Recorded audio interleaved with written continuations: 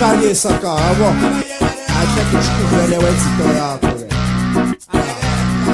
Kulekhatha lofa. Sishaya inhloko ba. Ngoba yakhafulela. Bathelami. When you come up here, then I was on Fridays. Just fixes for the son of a fellow guy. That is a material. They got Satan, cost of bed with the kind of Mdlwembe. They got Satan, about Corey with the kind of Mulofa. Yaki somebody rap. Kana wase abatota impere. Yaki somebody rap. Kana wase abatota impere. Yega Satare koso pere vetikale Mdlwembe. Yega Satare bakore vetikale Mulupa. Well, one, Mr. Maps. Yo, what's good with it? Hey, what's good? What it do? What it is? There we go. Volume boy. Chief, are you okay? Is everything alright? Do you still remember how to do this thing? I don't know. All we missed is a weekend. You seemed like you're off chewing. Yo, man, I've traveled to fucking 3 different countries, man. Like, it's been a lot, eh? Yeah, but you're back. Yeah. I'm alive and kicking. Can't complain. The Lord has been good. Man is in one piece. So, yeah, no. Right, man. Nah, I'm alive and kicking, bro. I'm alive and kicking. I cannot complain, ever. It's just been one of those... It's been a busy 2 weeks. Yeah. But we give thanks. We're still here. We're still alive. Absolutely. It's been hectic. But, yeah, apologies. Before we actually even get into our apologies, guys, welcome back. It is another episode of 6 Foot Weights. It's going to be nice and hopefully short and sweet, given time constraints. But yeah, it's your favorite hour, your favorite cheese boys. My name is Tabo. And my name is Senna. And we're back again to give you your weekly dose of the good stuff. So, yeah, I was just saying apologies. I was traveling, not for vacation, for business this time. And yeah, our schedules just couldn't align. When Senna was free, I wasn't free. You know, we tried to tap in Togo, but Togo decided to catch COVID, and it was just, it was a lot. There was a lot going on. So yeah, apologies. But it's just cool in a match. Yes, we're back. How was your trip around the world? Your escapades, Mr. Maps? Hey man, it was a good time. I was in South Africa, but first I was in Nigeria. I was in Lagos. And yeah, no, Lagos was a vibe, bro. Like, Lagos was good. But you know what I realized? Let's kick it off with violence, isn't it? No.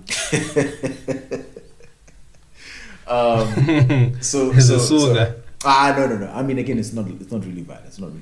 They obviously, I had interactions with women, right? When I was in both Lagos and when I was in South Africa, and like. You're about to say something problematic. No, it's not problematic. It's just an observation. It's something. So here's what I loved about my my trip to Lagos. Right, it was a stroke of the male ego that I wasn't even looking for.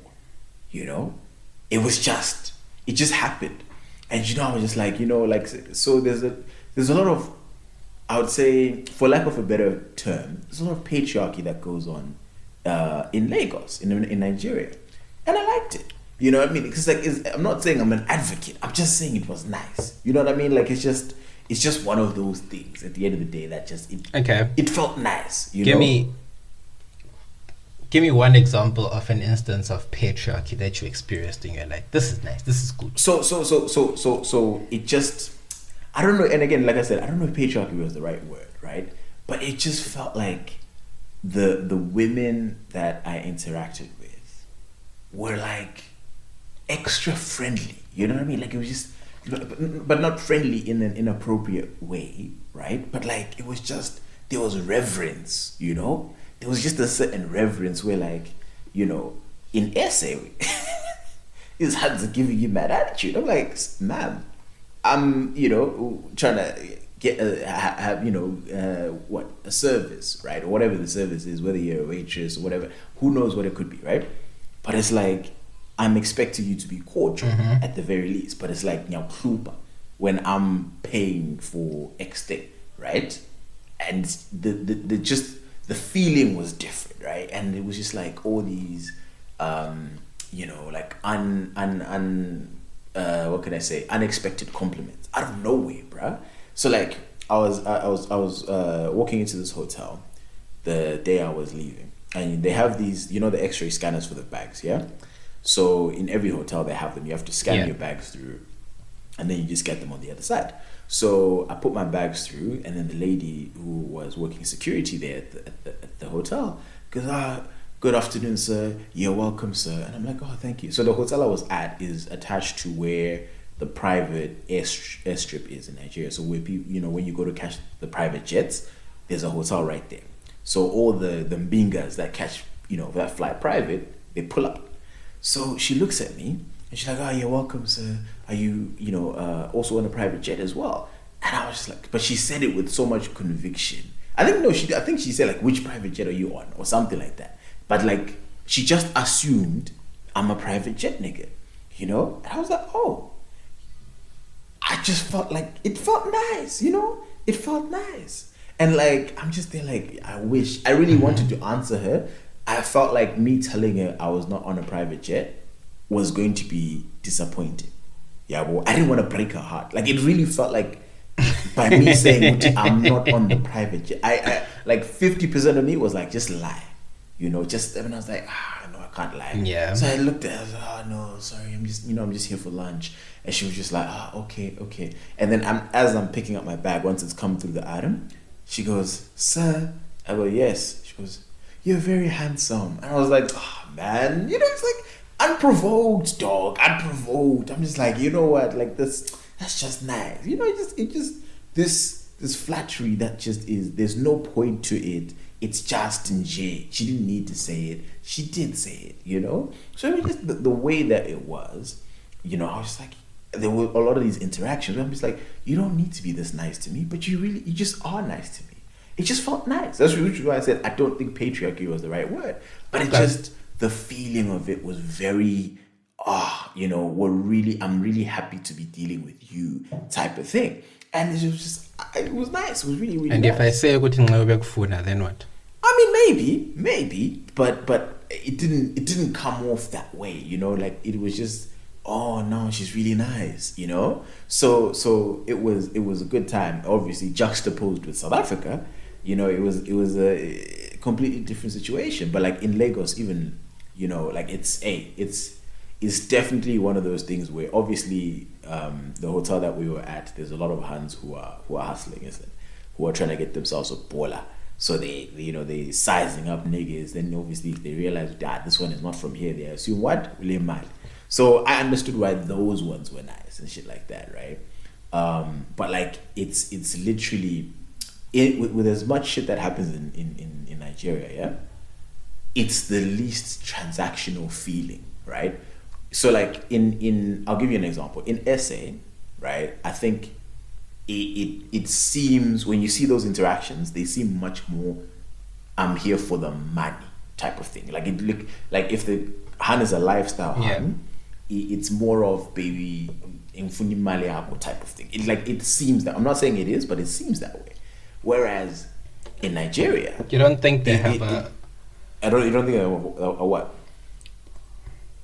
Maybe Nigerian women have perfected how to stroke an ego. Yeah, which is exactly what I was getting South to. African. Which is exactly what I was getting to. I felt it felt like it could be in Nigeria they were much more, because even the way that they would approach me, right, just like chance to see what to come, manjan. It was more of a, hey yo, what are you doing? Let's go hang out. Let's go party. That type of thing, that type of vibe. And it was very, at the end of the day, she's there to chop your money, yeah. But like the way they would go about it was very, very indirect, where she's like, no, I just want to go have fun with you. So if you're a tutor, you'd think, hey, she's into me, the girlfriend experience type of type of situation, right? But then it really wouldn't be. So I think they had the art of it where I'm just like, yeah, Ewan's out here blowing on the sheets because, you know, it seems proper laid out. And like we were at the club with my colleagues. It was the two of us at our table, or, you know, enjoying the vibe or whatever. And then the waiter would come, I kid you not, every 20 minutes, and he was like, hey yo, do you guys need some girls? Because I can sort you out in like 2 minutes.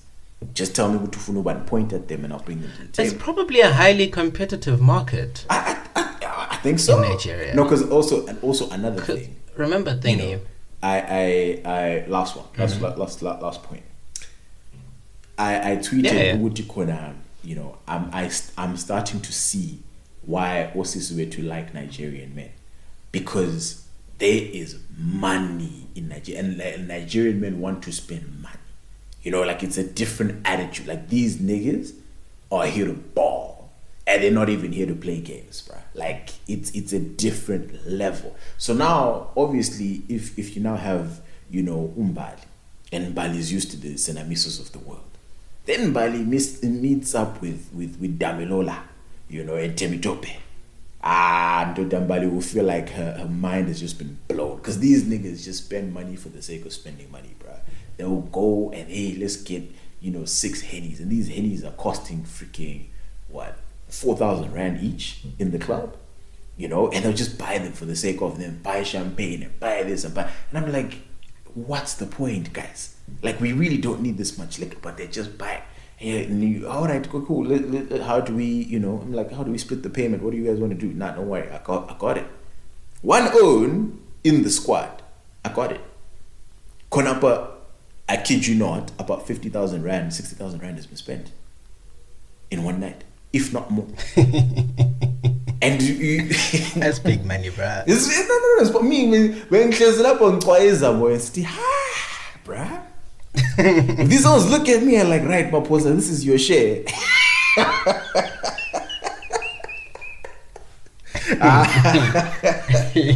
Yeah, it's stressful. And there's one thing. Remember when we went out?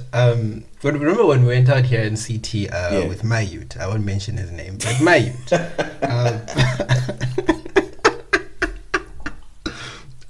For people who don't know, my youth is one of my little brothers. He's still in varsity, so we go out sometimes. You know, we grew up with him, right? Yeah.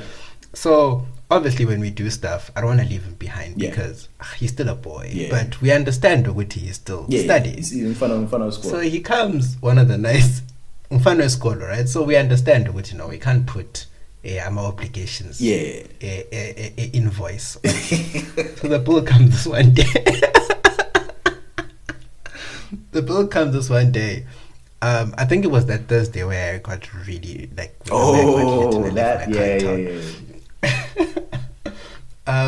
And he's like, yo, bro, go cool man. I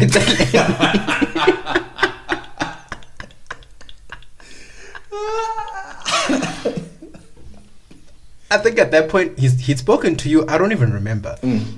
I think he'd spoken to you, and then he felt like he also needed to come talk to me and be like, no, listen, no, I understand that you guys like are covering like my expense, but I just looked at the bill, you know, bro, can you just take the 200 rand or even you know, as my contribution?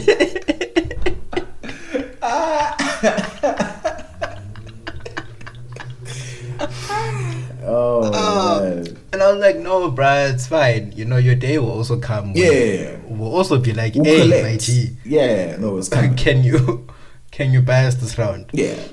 So that made me laugh. Was that you when you were with Yeah, no, because me, I'm good, but I ain't at that level. So like these others are like, no, you're a guest here. They just look at you like, no, you're a guest. We're here to make you go and sing the praises of Lagos. So the others ball up, bro. They were just like, nah, really don't even, you know, because I'm just looking. At first, you know, okay, first 2 toggles, yeah, and you're like, alright, cool, sharp, no worries, it's chilled. Then 3, and you're like, okay, wait, let me just check how much 1 is. Then you see how much 1 is. Then you see 4, and you're like, okay, sparklers again. 5. Like, So now you're even shy to drink the item now because you're like, because now you're like, okay, you know what? So he's like, okay, it's about what, 6, 7 off. So I'm like, okay, cool. Maybe it'll just be a case of pays for that bottle, right? Because it'll be a 6 on 6 bottles. All right, cool. That's fine. It's cool. Then items just keep coming, bro. Then now you're seeing shambas, and it's just like you, and you're just like no. There you're just sitting there. Now you have stress, and you're just like, you know what? Anyway, then you have the conversation because now you're now covered, yeah. Then you have the conversation with yourself, and it's like, you know what? It is what it is. Whatever happens is whatever happens. We die here, and then you go and you have a good time. So now I'm like, all right, gents. At the end, I'm like, great, gents. What's the situation? Nah, don't worry. It's been sorted. It's been sorted. I didn't even see a bill, bruh. I didn't even see a bill come. I was just like, no, it's been sorted. Did it feel nice to be Did it feel nice to experience what it's like being a slay queen? No, it did. I wouldn't even lie to you. You know what? And that's the thing. That's why personally, I have no ill will against slay queens because as men, we need to stop lying. I don't understand. Anyone would have problems with having their lifestyle paid for. If someone was just there, we tell you want bottles, and I'm like, yeah, sharp. Tell you want food, yeah, sharp. Tell you want a car, okay, sharp. You know what I mean? Like, who's going to refuse? Niggas need to stop fronting. They're just jealous. It's just jealousy, to be honest, that women can get away with it. No, it is just. I think I once saw a tweet. That said, men's hatred for slay queens, and you see this a lot on Twitter from South African men who'll be like, "Hey, I'm a slay queen. Hey, slay queen's this." I feel like men talk about slay queens more than women talk about slay queens. That slay queens this. Hey, can you slay queens? Yeah, because we're vexed. Whatever. Women are smart. We're vexed because people are jealous, bro. It's like me. I also want to be, and then you see it. When the whole ice boy Grootman chat comes into the picture. But guys have been doing this from time where you become ice boy to the Grootman who has the tender. And he's the one that's spending all the money, or the minister. And you're the one that are getting him girls and all these things, and you're running around. I think a huge chunk of it comes from just men being jealous of the way that women are able to monetize themselves and their being without working, which is brilliant. Like, if you can do that, do it. But you know what? Society will obviously look at you in a particular way, but one thing that I saw, which was a huge cultural difference between us and Nigerians, right? We have a culture of sort of shaming the ice boy, right? So if there's a gent there who doesn't have the financial capability to do what the rest are doing, right? They become quote unquote the ice boy, right? Whereas what I was seeing from my interactions and stuff with the different guys that I met in Niger is the ice boy is actually glorified in the sense that if you're part of the squad, right, you're not made to feel like an ice boy, Autunywa, and all these other things. Like, you're literally an equal, if not the better, right? Onza hyping you up at the end of the day. And I found that to be true. Because they need you for something, right? You're contributing in some way. No, not even that. Like, just the fact that, okay, if Senna's the guy and Senna can't, like, everyone is popping bottles or whatever, Senna's like, listen, like, I'm not here.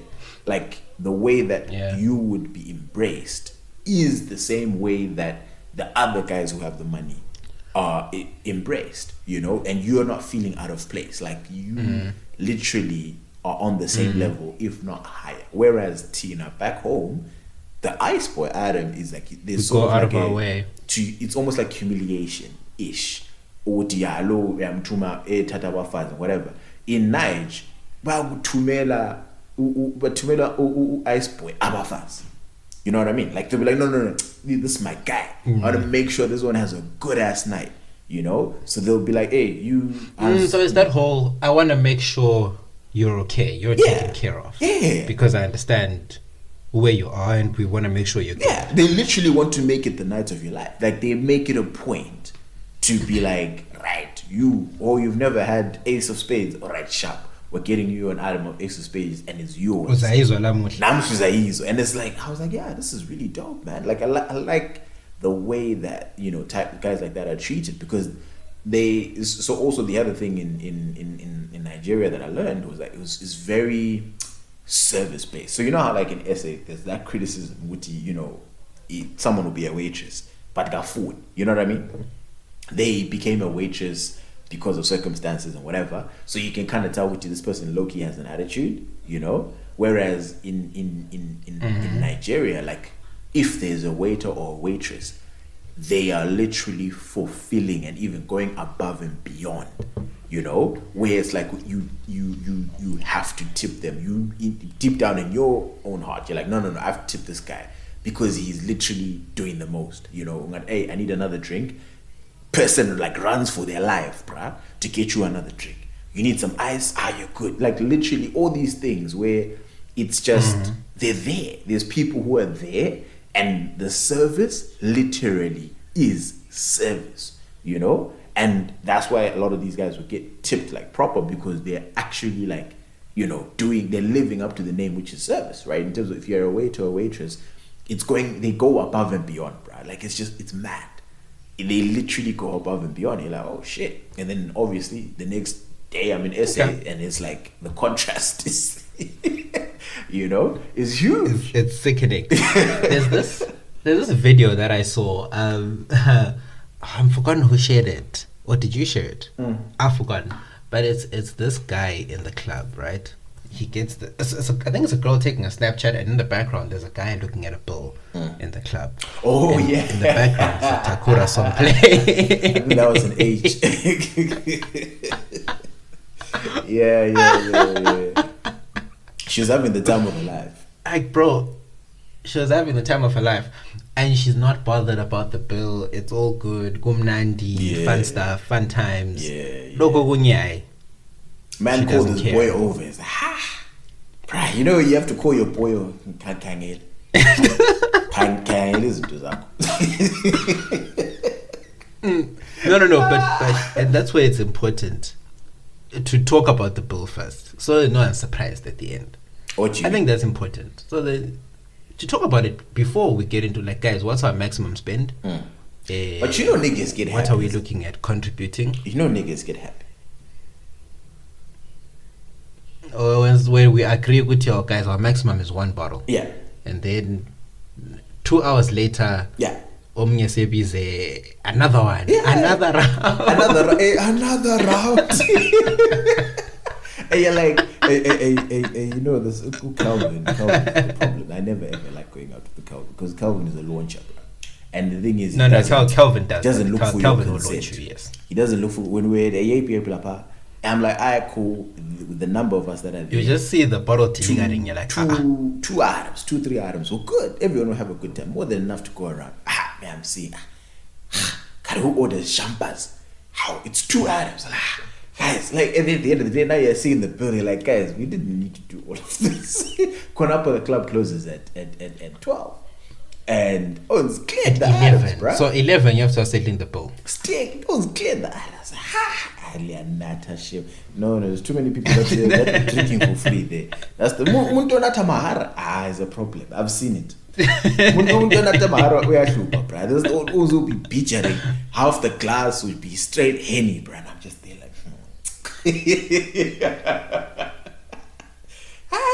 you know what? Sometimes I wish I was. My Mdlwembe really does corrupt me. I don't know if I'm like, am I thinking the right way? No, but it's necessary. Is it not? No, it's necessary. You scared? No, dude, my Mdlwembe has saved me from a lot of things the day after. That's true. Where I look at the spend and I'm like, could have been worse. Yeah. Thank God I'm a Mdlwembe man. Yeah. I think, you're right. It's great to be a Mdlwembe man. It's great to be a Mdlwembe man. It keeps you, within the right scope financially. But anyway, Mr. Moy, we have shit to get to and we don't have time. So the first topic that I wanted to quickly jump into is it's a big topic. There's a couple of things that I wanted to really touch on. But my beloved club, Chelsea, our owner obviously is Russian, and for those who aren't really paying attention, we're technically in World War III, or I don't know, some shit is going on. Russia and Ukraine, there's beef. Everybody knows that. Chelsea Football Club is owned by a Russian oligarch, His name is Roman Abramovich. He's been the owner of the club since I think 2002, something like that. And the club has 2003, and the club has been the most successful in the last 20 years because of Daddy Roman. And obviously as Chelsea fans, we love the guy. Russian sugar daddy, man. He's been out here, he's been spending the cash, and we've won a lot of titles, trophies. It's been great. It's been great to be a Chelsea fan in my lifetime. However, because of his connections to Putin, which again aren't proven, but like it's one of those, like he was one of the guys that got rich in a corrupt way and blah blah blah blah blah. So there's always been people who've been out for his ass for a while, and this has just been the straw that broke the camel's back. So there's a lot of pressure on the British government to freeze his assets. So Roman Abramovich decided to sell Chelsea, but in the interim, in the last few days, there have been offers, but it hasn't been to the valuation that he would want the club to be sold for. So today it came out that his assets in the UK have been frozen, and Chelsea Football Club has a bunch of restrictions on it since he 100% owns it. So there was a lot of news with respect to that. So essentially, Chelsea cannot renew player contracts, they cannot buy new contracts, they cannot sell new tickets, they cannot sell merchandise, a whole bunch of stuff. All Chelsea can do is, so season ticket holders of Chelsea games, those are the only guys allowed to come to Chelsea matches, and that's literally it. And yeah, I guess it's the British government trying to put the squeeze on Roman to get rid of the club even quicker and get less value for what it really is worth. And for me, this whole thing, how the rest of the world is going about the whole Russia situation, has me feeling some type of way. Okay. It really, I don't know if hurts is the right word, but it's frustrating the fuck out of me. Why, let's put Roman Abramovich aside, right? I don't agree with what's been done to Chelsea. I get freezing his assets, right? And obviously Chelsea is his asset technically, but like now it's different if Senna has, billions of rand in an offshore account or on an account in SA, and they freeze that account. That affects Senna, right? And that's fine. But then if Senna has, the biggest law firm in South Africa, and then they say, hey, effectively, this law firm cannot function, they've jeopardized the well-being of however many hundreds of South Africans are in Senna's employ. And what did those South Africans do? At the end of the day, they did nothing. All they did was get a job at Senna's law firm. And now there's it's going to have a lot of implications for the football club, right? They're going to lose players. The fans are going to be affected. The club itself, certain people won't be able to get paid. You don't know what that means about salaries and whatever the books are structured like at the moment. There's going to be a huge impact, right? Yeah. And essentially, you're potentially killing an English club. Because if Roman's like, all right, cool, I'm going to sit tight, then you're killing an English club in trying to put pressure on this Russian oligarch. And another reference would be in F1, right? Mazepin, I think he's Russian. His contract has been terminated. I think he races for Haas by virtue of him being Russian, and that's not fair. What did Mazepin do? He has nothing. He's not in parliament or anything like that. This man is an athlete, and now he's been suspended. And then obviously the Russian teams have been suspended from the Champions League and Europa and all these other things. And it's like, what is that doing at the end of the day? Why are you punishing ordinary people, athletes, companies at the end of the day when it's not really directly affecting Putin, who is the one unilaterally making these decisions?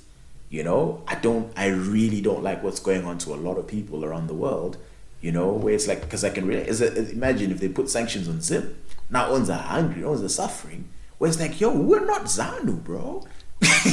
You know, it's like, why are we catching smoke when we support the opposition or whatever? Why am I dying for the next two sins when it's like, bro, it's bad enough just having him or them in charge. You know, now it's like, now the rest of the world is forsaken us. I don't know, man. It really has me feeling some type of way. Okay, so I agree with you to a large extent. I'll disagree with you in parts, but then I agree in the sense that sanctions as a way to force a politician's hand often, affects the man on the ground more than it does the actual politician. I don't think Putin will be moved by any of this, to be honest.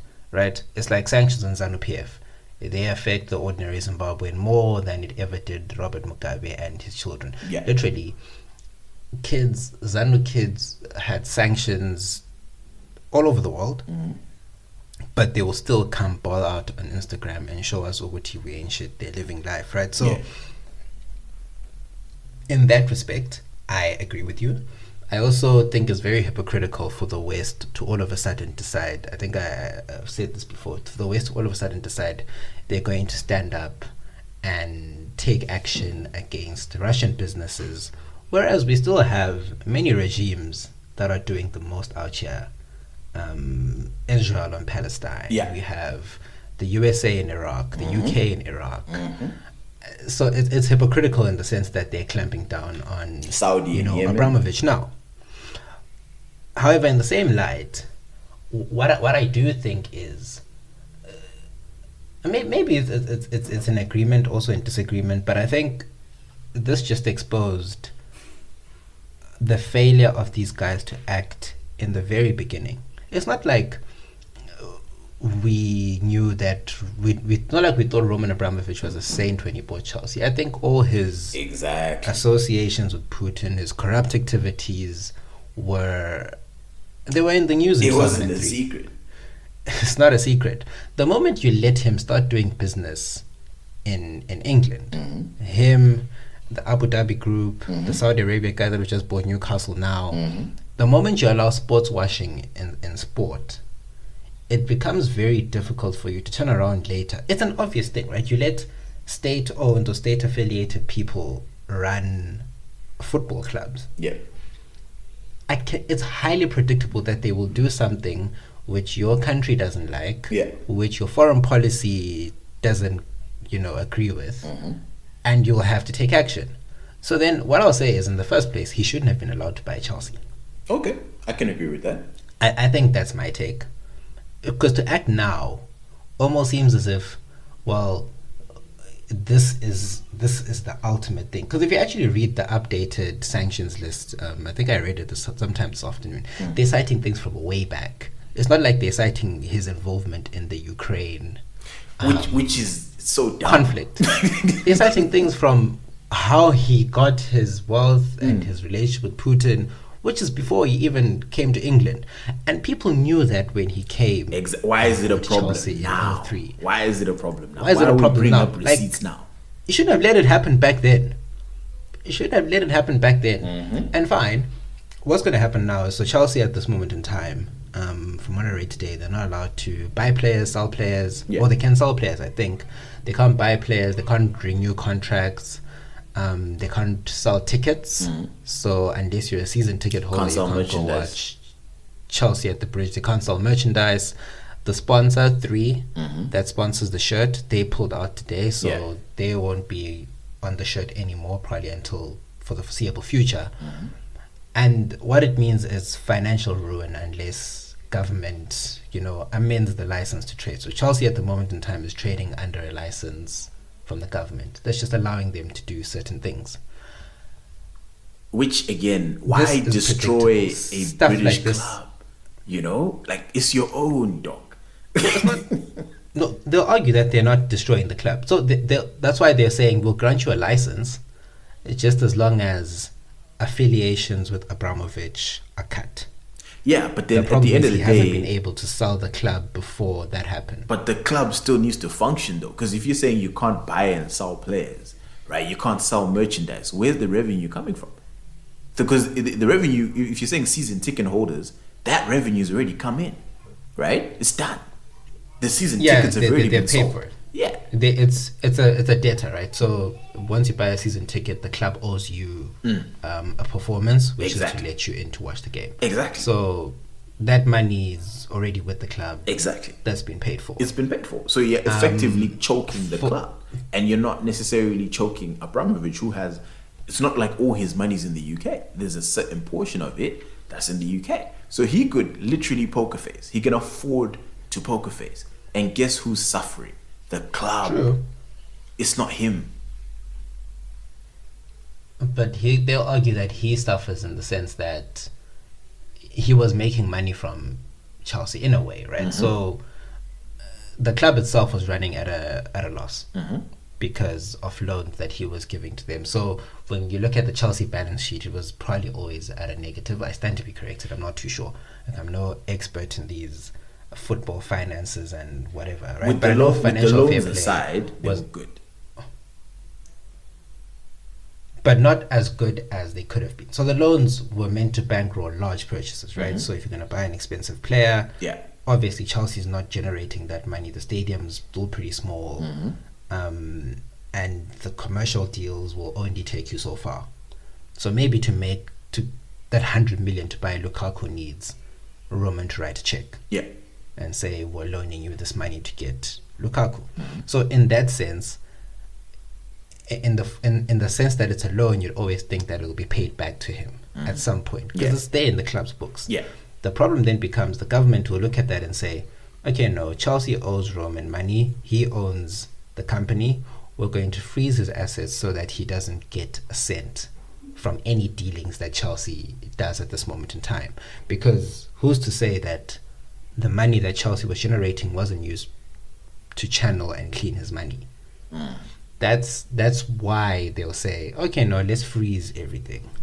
Chelsea, other assets, a house, hotels, whatever it is that he owns, let's freeze that. We'll let you trade so people can still get paid and you fulfill your obligations.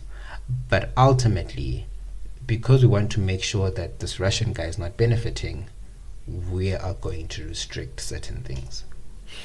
I mean, I don't know. I feel like there's other ways to go about that, but I'm not a political buff, so maybe this was the best way. But I just think, like you said, they knew who they were getting into bed with, you know? It's not like they've just discovered today how you were chums with this guy, you know what I mean? Like, it's not that. They've been known. This has always been Roman's, you know, logos and reputation.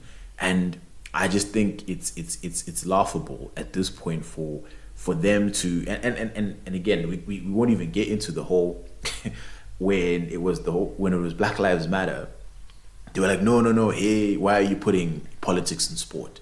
Hey, sport is meant to be, we're here for an escape, you know, we're here, you know, just to for the love of the game. Let's not, why are players kneeling? Hey, what tin Katesi Maguire is coming to games with an armband, they got captain in the Ukrainian flag, you know, all the politics are there.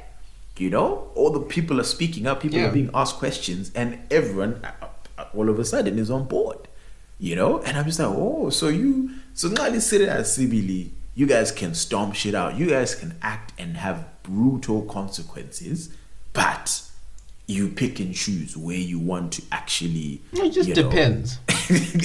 Put this effort, which is, again, that's also hypocritical. They decide. That's they decide. Shitty. And I don't know, man. It really pissed me off. No, for the athletes, I don't like it at all, bro. Like, it really is pissing me off that ordinary Russian, just because you happen to be Russian, and let's say you don't even like the government, you speak out against the government, and then just because you're Russian, gone. Nah, bro. Nah. But this should be, I think, this is a very important lesson that it's important for football clubs to be self-sustaining, right? Now, we all know what the Glazers do at United. The Glazers take money out of United. United runs itself, and the Glazers come, they take money, and then if they feel like it, they'll reinvest it. I think over the last couple of years, especially with City and PSG coming into it, and more recently Newcastle, all of us have been like, you know, there's a problem with state-owned sports clubs. There's a problem with this if you know, especially if the state has human rights issues. Financially, it's not a sustainable model.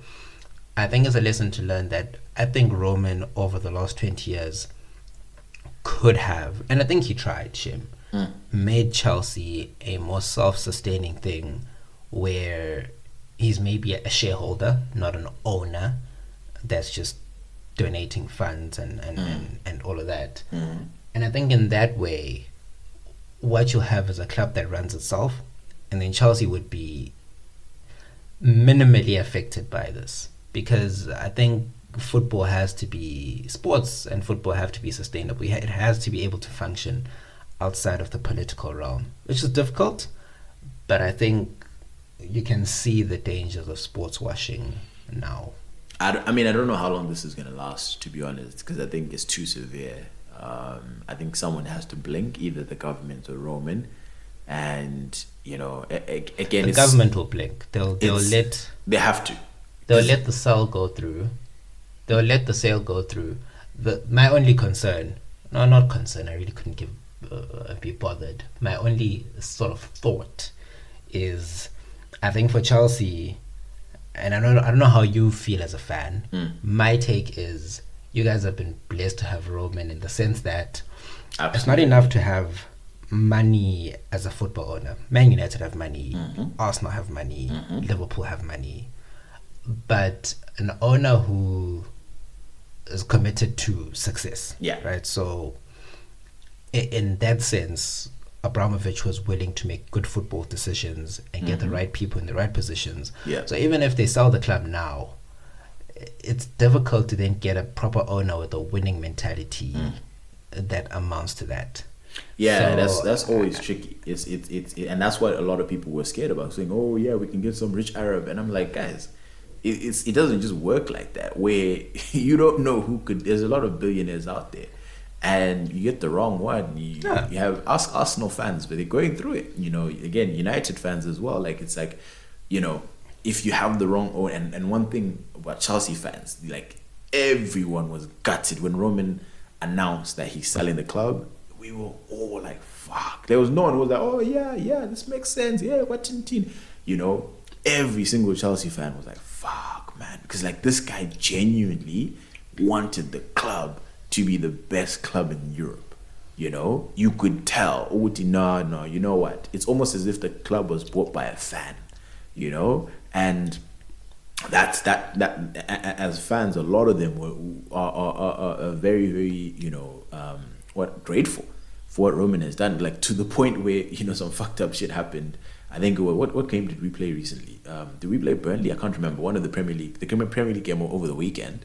There was a moment of silence for those who lost their lives in the recent bombings in Ukraine, and a few Chelsea fans started cheering Roman's name, you know, which, again, hella inappropriate, but it goes to show the extent to which there is no person who dislikes that man, you know. And I'm one of those people that, like, I'm like, yo, you made my childhood and my adulthood very, very, very amazing as a football fan.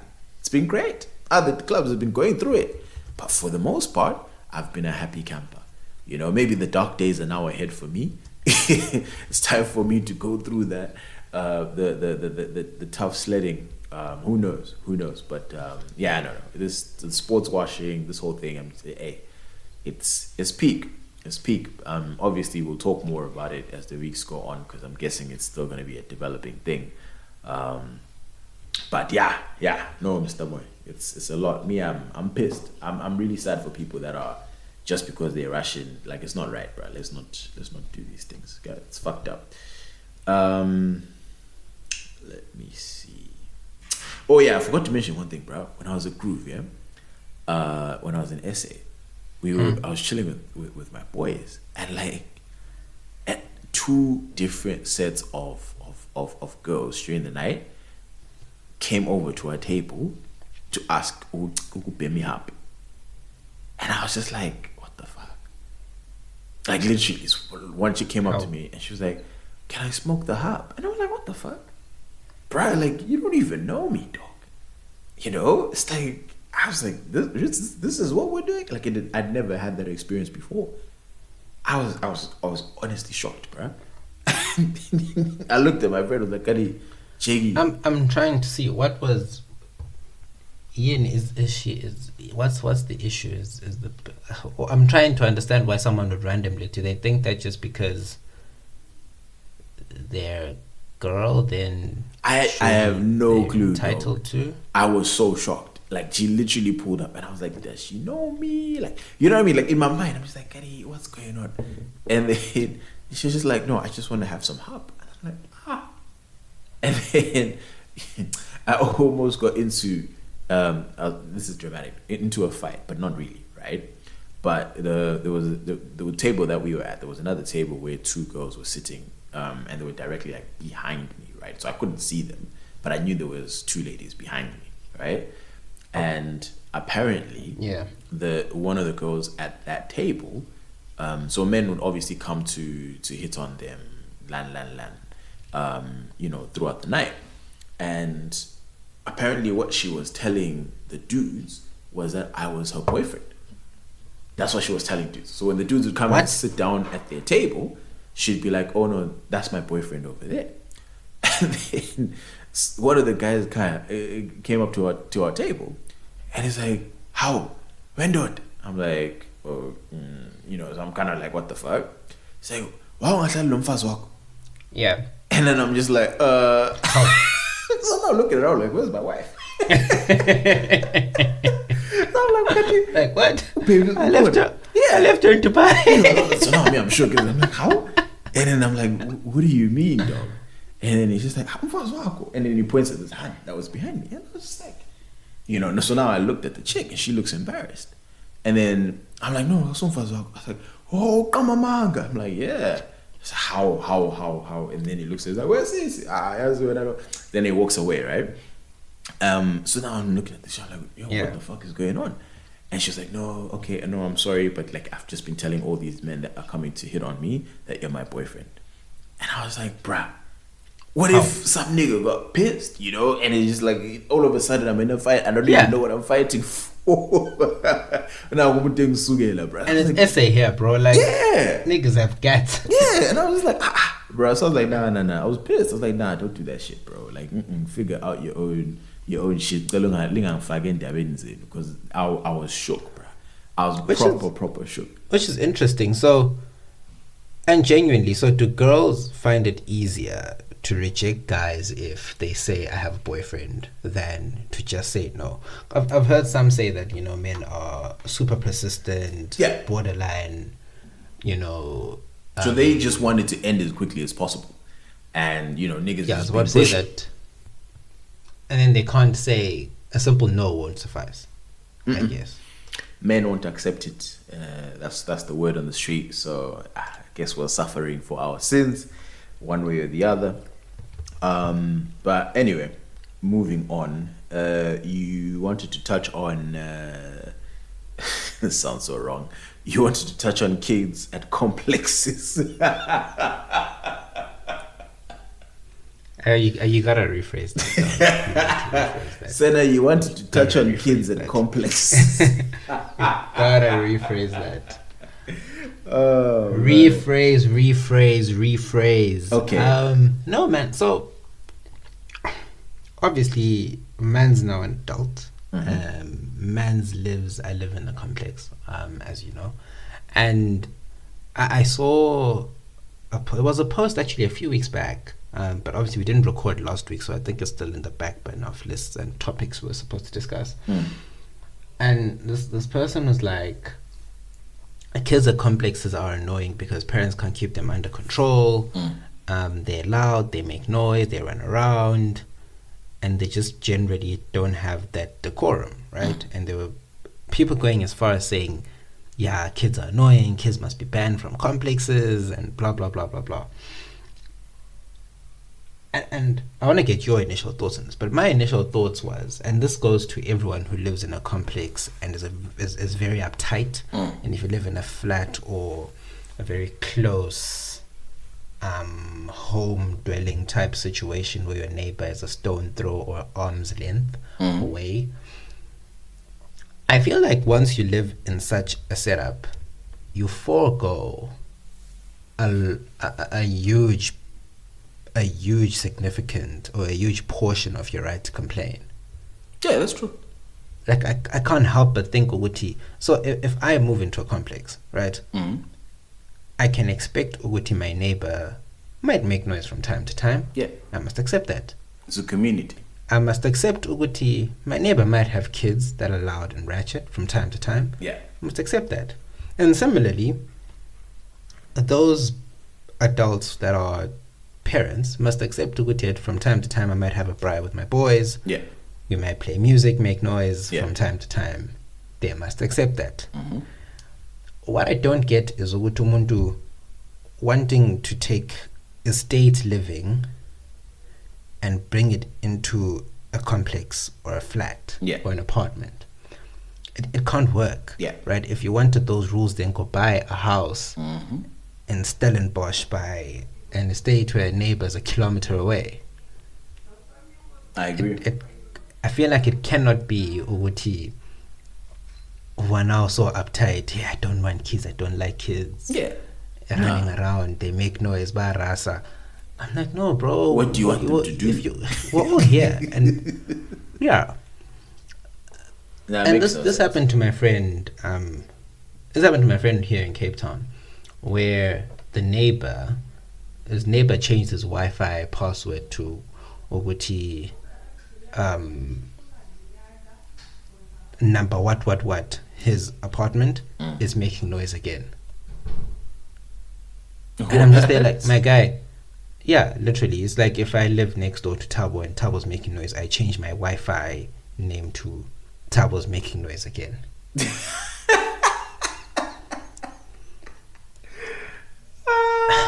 funny. That's actually funny.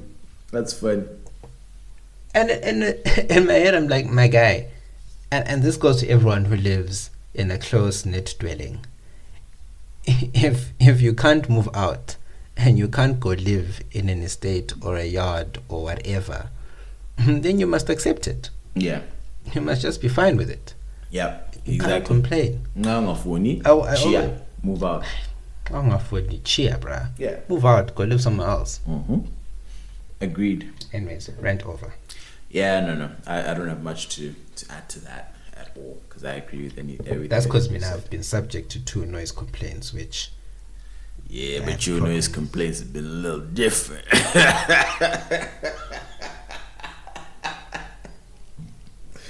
They ain't babies, they ain't babies. But anyway, I will not go deeper. Speaking of noise complaints, you saw what's trending today? I didn't even watch this show, but apparently it's lit. The wife, there's a sex scene that's been trending on Twitter, and everyone. I haven't watched this week's episode. Yeah. Well, spoiler alert. There's a sex scene. It's like 2 minutes as well, bro. I was like, oh shit. I didn't even know if Power had sex scenes that were that long, but this didn't look so. Like the sex scenes on Power, for example, right? And even like Game of Thrones and shit like that, they look performative. I think that's the best way. And to they're put about 30 seconds max. Even if it's a minute, I've seen some which are like a minute and some change, right? But it's very performative. It's very like what you would think it is in your head, right? But if you've had sex before, you know the reality most of the time, right? So you can see with this one is the Hollywood sex type of thing. This one on the wife, I saw it there on Twitter and I was like, yo, so someone tweeted and it shit had me dying. I have a screenshot here. He's like ingenile and no one can convince me otherwise. Because literally, Senna, when you watch that, it's 2 minutes. It's 2 minutes and it's the Twitter length, which is 2 minutes 20 seconds. So I don't know if it's longer.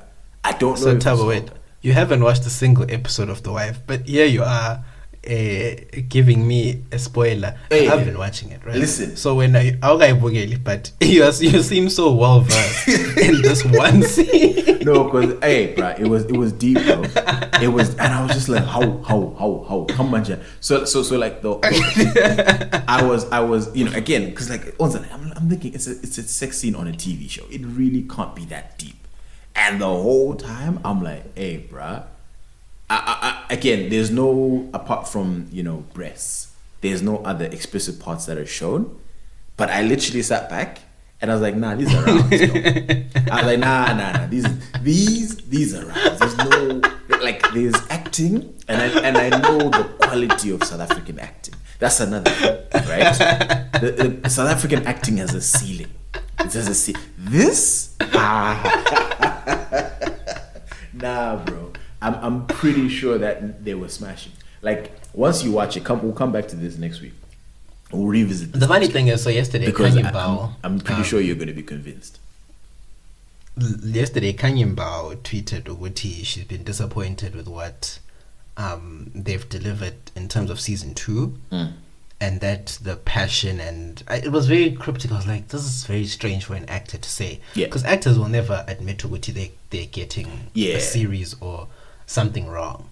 Like, we're supposed to bring out more passion and whatever. And now it makes sense why she tweeted that. Bro, those were I miss you rounds, dog. Those were I miss you. But here's the thing. She's got a man's, right? Like, I know she's dating some guy, I think, or she was dating. Oh, is it the owner was going in Dubai? Oh my word! Yeah, she in Dubai. I have to be so strong. Yeah. I should have listened to my mother. I don't know, guys. Personally, my heart is not that strong.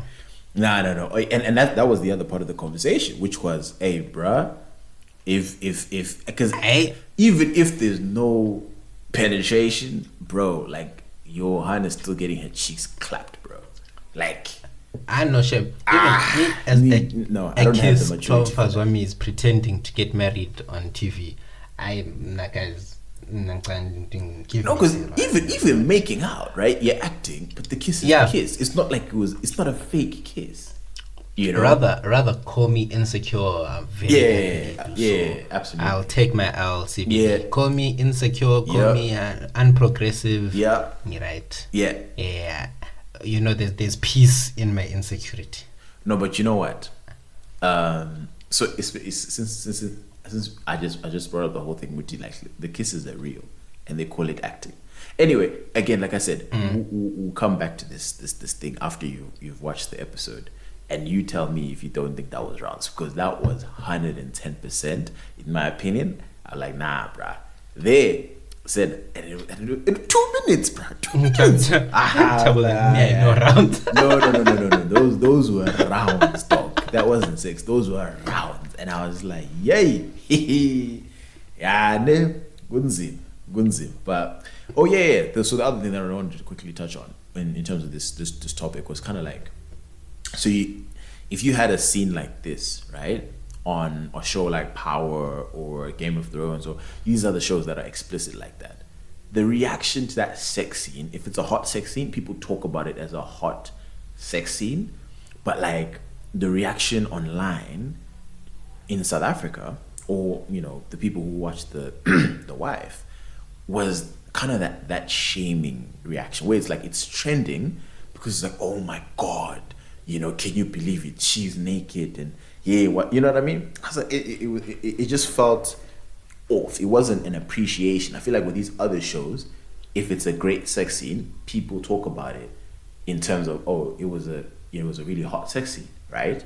But this was, it had a little bit of that, Alanhloni type of, of reaction.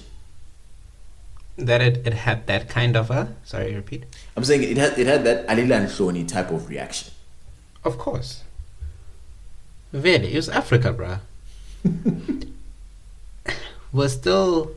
You think we're still back there? How can I put it? We're still very conservative as a society. More conservative than I think we'd like to let on. More conservative than I think we'd like to believe. That's why when it's like black people doing certain things were so, ooh, wow, okay, that's gonna be too far. Because as black people, we're still very,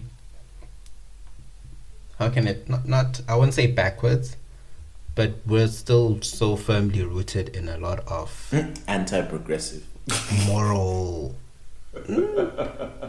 but maybe anti-progressive, which is passed off as, you know, moral standards or whatever. I see what you mean. Because that a lot of that reaction to me, I was kind of like, really? Like, this is what we're still doing? You know, like, when a kid, it felt like when a kid sees like a pair of breasts and they go like, oh my God, boobies. You know what I mean? Like, it was that type of, you know, reaction as well. And I was like, really? Like, you know, like, you niggas watch Power, bro. Like, you know what I mean? Like, it was just very, you know, I was like, come on, guys. At the end of the day, you know? But yeah, anyway, we'll come back to this. You'll tell me your thoughts on whether you thought those were rounds. I'll tell you after I've watched it. Or they weren't rounds. I think we can go into Siyazama. What's his friends and partners' boundaries? What's going on? Whose boundaries are you crossing, Mr. Mo? Oh, dog. So, wait, I'm not crossing any boundaries. But apparently, right? So, this is something I found fascinating. The internet is a very strange place, by the way. Like, there's all these weird opinions, which... So, you know that close friends feature on Instagram?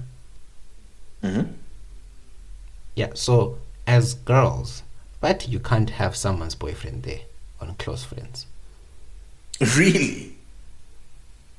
Yeah, I thought they got close friends. Why do you have people's boyfriends there? I was very confused because, I've seen... I feel like every day I go on Instagram, I see...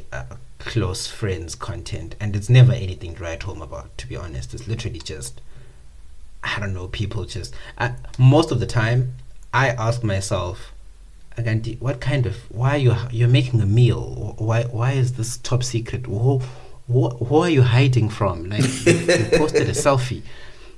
Like, sometimes because initially I thought Good Close Friends is for, you know, exclusive stuff where you maybe want to post your bikini shots and your nudes on family, or any of those people to know or be aware of it, right?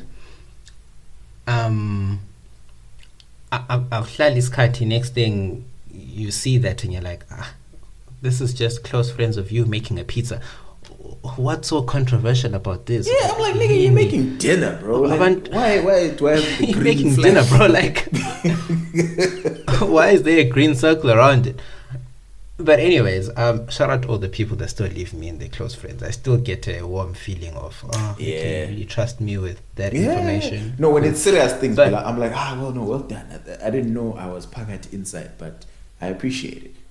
Yeah, you know, okay, I didn't know I was there. Yeah. Also, I'm like, if I'm there, it's not really like a close friends thing. Clearly you're not. But anyway, that's just me.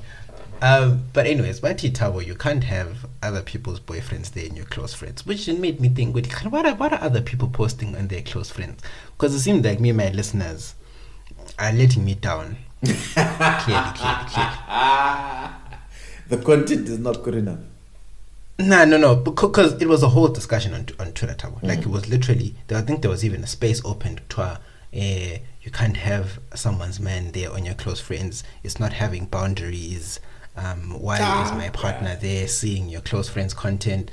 I'm like, how Bandy, is the close friends equal OnlyFans? Yeah, exactly. Like, it's not an OnlyFans account. Like, if of which they can't even control who, you know, subscribes to the OnlyFans. But like, I don't think at the end of the day, I'll look at it this way, right? If there's a Han, right, and she has X amount of followers, she has 500 followers, right, and she wants to post, and maybe she has a relationship with your man in terms of like they know each other and they're cool, and she's like, I don't care if he sees me in a bikini, then whatever, right? Go to your man and be like, unfollow that Han again. You know, if you really don't want him to see her in a bikini, tell your man to unfollow the chick, right? Because it's like, why is it now her responsibility to be like, who has a boyfriend? Because also, like, what if nigga's not serious about the chick? Then what? Bruh, like if you're just there for a good time, not a long time, then it's like now saying you close friends because I'm with this other hand, but like I'm not really feeling it like that. Then say saying kuti slideshow. So kuti slideshow go nah can't be, bruh. That's I think with the close friends thing, that's it's not the account. It's dramatic, but the conversation evolved, right? So then people started talking about, it went from close friends to, oh yeah, I once had a friend ask me to ask my boyfriend for money, and I'm like, oh, okay. What? Yeah, no, literally. So one of your fiance's friends goes to her and says, please ask Tabo to give me money for my birthday. Or girls are out maybe your fiance is out with her friends on a night out, and then they say, oh Chomi, can you call Tabo to come pick us up and take us wherever? Right? My woman would slap them, all of them, bro. What the fuck are you doing? This is like but that's the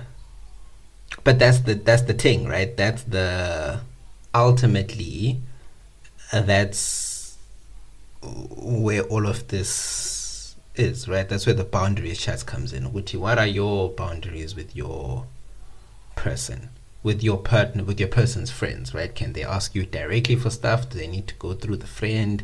Are there rules for these things? Is it highly regulated sphere or what? Yeah. What a difficult. Isn't it? Is some spaces. Mr. Moy. But anyway, let's quickly move into Siyazama. We've got a few Siyazamas here. There's obviously some people sent in some DMs from last week and we couldn't get to them. I will start with the first one, listener of the show.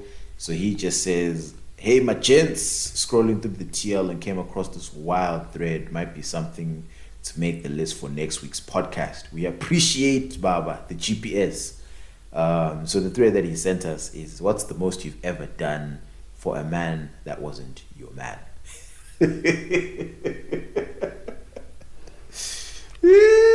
So this is girls talking about the things they've done for a man that wasn't their man, their official man. Okay.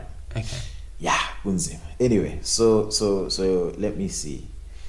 I assume these are all talking stages.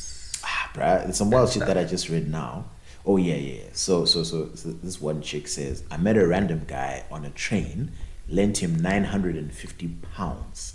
He fingered me on the train, never saw him again. What the fuck? How? What the fuck? Just like that? Bruh. That's a lot. So let me see. Hey, this has to be pre-COVID. Yeah. Because to be honest, we hope. no social distancing, unwashed hands. Hey. I can only hope. Twakona saving my little bit of money. I know, because I know he was gonna bus fare, washing his clothes, and then catching 3 buses to bring it to him. Let him rent cars in my name. Hey, yeah, ne. Yo. Someone responded. He's like, "What's his number? I don't know a better good dick testimonial." How? Fuck. Someone else says, drove 6 hours to see the guy after getting over COVID, and then in brackets she puts the weight loss and the weakness. And then spent my 22nd birthday driving to go see him, just not to see him at all. Just to end up not seeing him at all. Spent $400 sending overseas packages while I'm broke. I took my fat ass L. I know. Yeah. Bomboclat. Yeah. Shame, man. Yeah, no. what a difficult. See, this is the dangers of. Well, no, I won't say what I'm about to say. Whilst you debate whether or not you want to say that, I surprised him with gear and a 10th row ticket to see his favorite football team, just for him to tell me that we can't go because I don't look good enough to be out with him. But it's the thought that counts. Hectic. Oh nah, bruh. That's wild. Oh, it just reminds me. There was a clip that I shared on Instagram. I forget the name of the podcast, but it's a British podcast, and they have their own like version of Siyazama. And some said to Kona, I think the question was, when did you realize that the nigga that you're with is crazy or some shit, whatever, right? And then one of the points that a chick made was like, after he cheated, he just told me, because he was on depression medication, so he told her to just up her dosage because she's not leaving. Oh, bruh. That's powerful. Niggas really have the audacity. Like, bro, you're not spoofing, is it?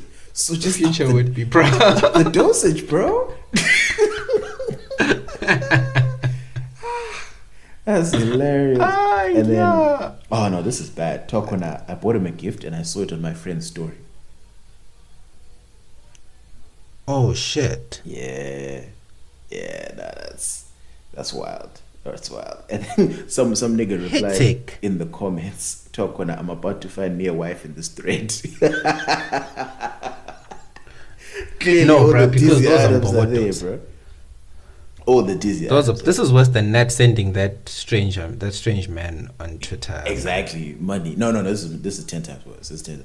So I saved up $10,000, blew it all on him, got him a car in my name since his credit was messed up. We engaged now, but oh boy, that was wild. I mean, but at least you secured the man. But 10,000. Yeah, I'm fine.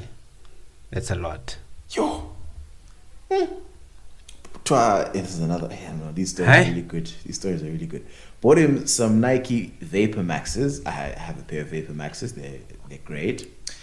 For Christmas, because he told me he never got anything for Christmas. Only for him to buy the same shoes for his girlfriend that I didn't know about, and they took matching pictures on IG. Shit. Oh shit.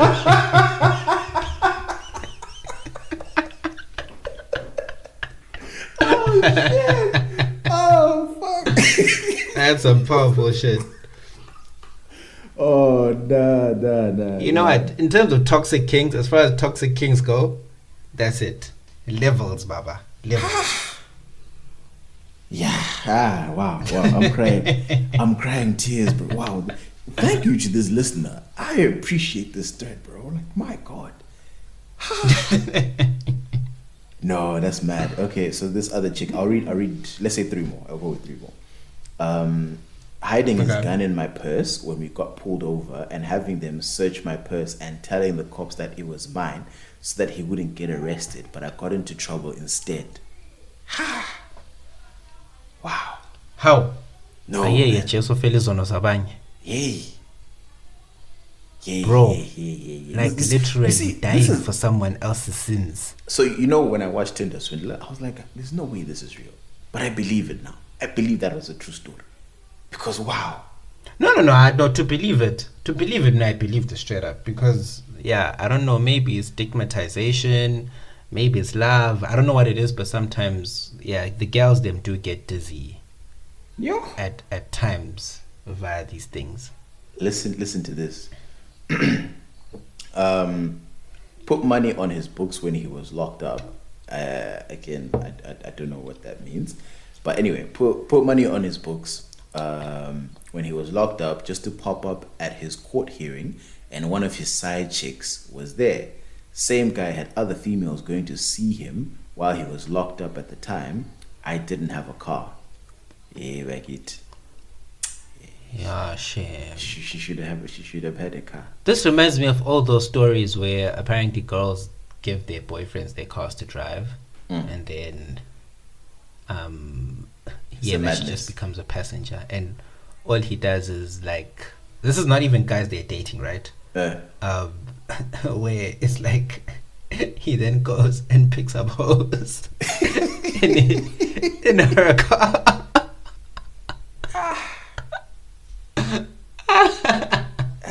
Yeah. Oh yeah.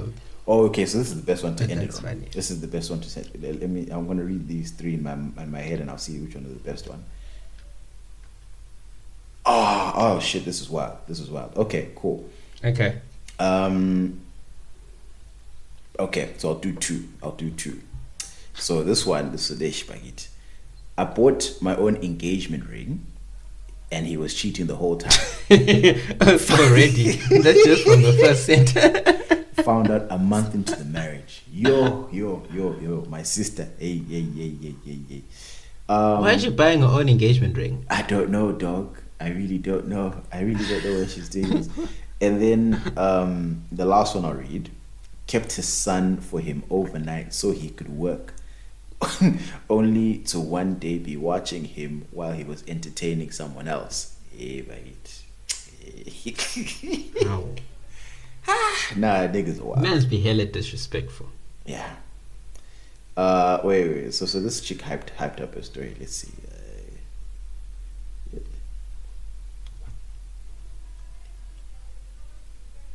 Nah. Okay. Nah. It's not that interesting.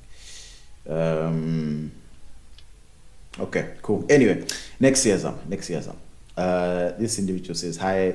Hello, hi. Hopefully, I'm not too late for this week's episode. Anywho, bengithi ngibuze igender yenu lay sarent. They will do anything. So bedile. So tough. They will do anything for Inopi. So this is actually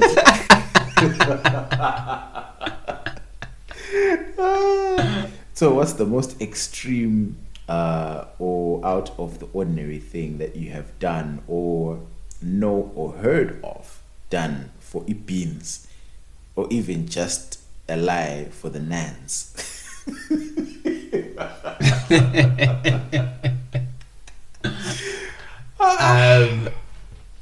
I wish I read this before, because nothing comes to me. You know what? I personally, unfortunately, you'll think my life is boring, but I don't think I have any weird things I've done for the teams. I don't think I have a wild story. I can never, and it's no wild thing. Yeah, I don't have a wild story, bro. I don't have a wild story. But I'll have to think of... At least not a publicly shareable one. Okay, I think you have to share this one off air. I personally don't have one. I'm trying to think if I'm even trying to think of one the shit that I've heard, like from friends. Like it's nothing. Yeah. I really wish I had sat with this for like a few days. Then I would have remembered something, because I'm pretty sure that I know some. You know what? Let's park this one for a week. Yeah. And then let's say we'll come back next week. Yeah, no. Yeah, this one will come back. Because nothing comes to my mind immediately. Yeah. No, definitely. But all I know is guys be telling stories to get the thing. Oh yeah, no. Like there's definitely some gems. Like, but let's think about it. We'll come back to this one next week. Maybe let's put it out to the listeners as well, guys. If you've ever heard wild stories, or if you've been told wild stories, to give Gents, this is your time. Come to the DM. Gents, come and if tell you've us. ever provided us with a wild story, this is the opportunity to. This is the opportunity. Come tell us how wild did you get for the yams? Come tune us. We want to know. Yeah, this is the last one. Hey guys, I'm sure by now that you've heard about the guy on Twitter called Shadaya, who is a big believer in red pill theory. What's red pill theory? I have no idea. I have to look that up. Tuan, safe to say he's got some pretty strong opinions. Keen to hear your thoughts on the dude and red pill theory in general. Do you think masculinity is being eroded in the current world? It's not really a siyasam. It's like a topic, is it? Hold on, let me see. Red that's a pill whole theory. intelligent discussion.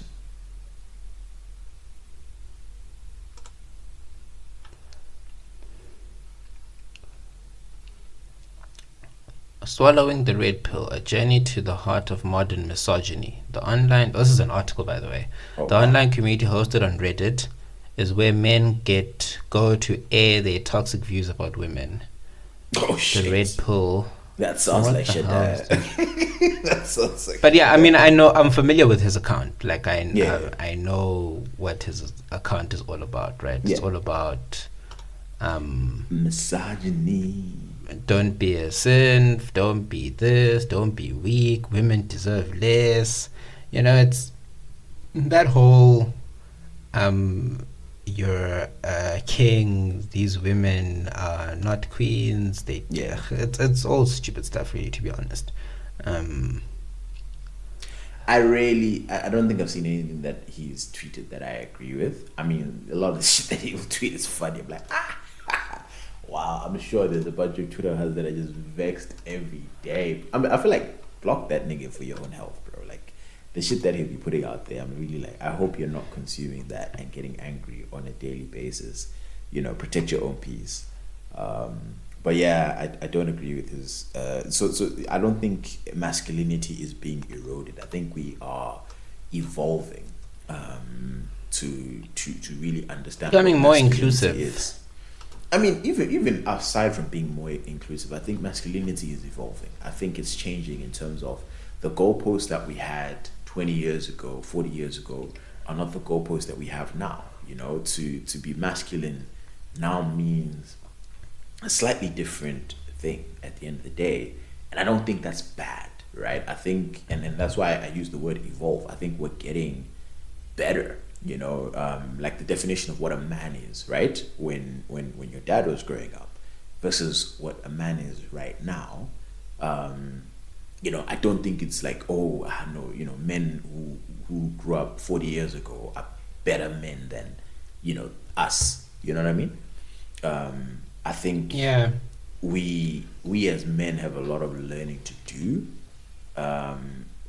in society in terms of what our roles really should be, and especially when it comes to, for example, supporting and uplifting women. I think that's a big part of masculinity. Not just macho, take care of the house. I think there's levels. So I like the way that it's evolved. To be honest, people mustn't be dragged. I genuinely think that account is a Shaddai or whatever his name is. It kind of always seems like it's clickbait. It's for clout more than it is genuine. There's no way you can apply half of those thoughts in a properly functioning society with a properly functioning brain cell and expect that you're going to implement it in a proper way. It's not going to work. And we must be careful of that. I mean, we get so caught up in the social media life, then we think some of these people who tweet just to get a reaction are spitting facts, and then we implement that in our lives, and next thing we're the biggest loser in our circle of friends and family. So we must always just be mindful. You know what I think, low-key? I think Shaddai, I wouldn't be surprised if it comes out that he's one of the sweetest, most thoughtful boyfriends in the world, or if he's married husbands. And I think it might be one of those cases on Twitter where how hands come, hey, men are trash, hey, what tintini, men deserve less, Kanti, she's tweeting from within cuddles. I feel like Shaddai might be one of those individuals that's also tweeting from within cuddles. It might be. Hey, you never know. You never know. But it's just one of them things where I'll always say, be careful of accounts that exist simply for clickbait and clout and engagement and followers, because half that stuff doesn't apply in the real world, and if you get caught up in it, you'll find yourself unable to function in the real world. Definitely, 100%. But anyway, Mr. Moyo, let us leave it here. Shout out to the listeners who came through with the content. We definitely appreciate you guys coming into the DMs, and also a special shout out to Where is it now? There we go. At Shazishar, I don't know how you're gonna say that, but you know who you are. She liked the thing, you know, on wherever she listens to podcasts. I think it looks like Apple Music. I don't know. Yeah. But yeah, guys, make sure, Papa. We don't just say it for our health. Like the thing, guys. You know, the retweets, the likes, everything. It makes a difference. The interactions, you know, add us. Let us know. Come through the DMs. Come through ghost listeners. Stop being a ghost listener. Or you know, you want to just consume content. Mahara. Come kiss the ring, is it? Anyway, you know, before we go, go ahead. This is also just a shout out and a small plug. My friend is selling eggs and blues. Okay. 1 tray for $4, 2 trays for $7. His name is Taps. Anyways, if you guys want, you want a good deal on good quality eggs, just hit him up on +263 773 375 506, and you can get in touch with him on WhatsApp as well. It's +27 784 806 409. Drop him a text. You might find yourself. What's the name? He didn't actually send me the name of the business. I think I'll just go with his name is Taps. It just says that I'm selling eggs. There's a logo there. But yeah, you just reach out to the boy, and then you just buy the eggs. And call a random number like tell makanda, please. 6 foot weight says tell makanda. So tenganena makanda. Yeah, bo. Hey. All right. Bring yourself for breakfast. All these guys that are always feeding their hands 4 slices of bread, Sanctions. This is your chance. Do something different. Impress the girl them. But Mr. Moore, we've done what we've needed to do. Yes. I think the people are happy. We gave him some good stuff today. So as you know, like the thing, retweet the thing, subscribe to the thing, or else we are inclined to believe you is a hater. Mr. Moore, later. Laters.